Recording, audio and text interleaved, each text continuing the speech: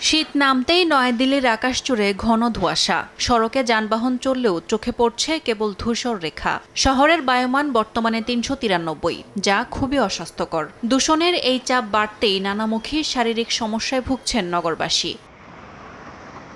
All India institute of medical সায়েন্সেসের pulmonary medicine বিভাগের প্রধান জানান, দূষণের কারণে সুস্থ মানুষও অসুস্থ হয়ে পড়ছেন।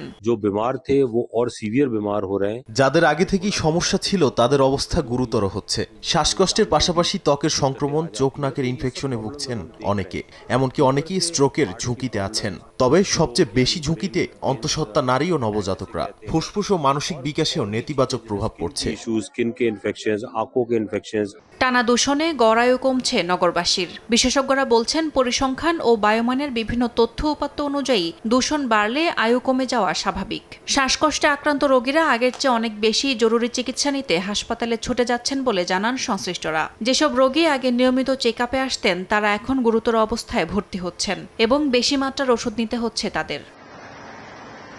এরই মধ্যে দিল্লি বিমানবন্দর এলাকা সহ শহরের বিভিন্ন স্থানে আরও ঘন ধোঁয়াশা দেখা গেছে। দূষণ রোধে কঠোর বিধিনিষেধ কার্যকর থাকলেও পরিস্থিতির কোনো উন্নতি নেই, বরং প্রতিদিনই বেড়ে চলেছে ধুলাবালু ও ধোঁয়ার ঘনত্ব। আর এতে স্বাস্থ্য ঝুঁকিতে লাখো মানুষ।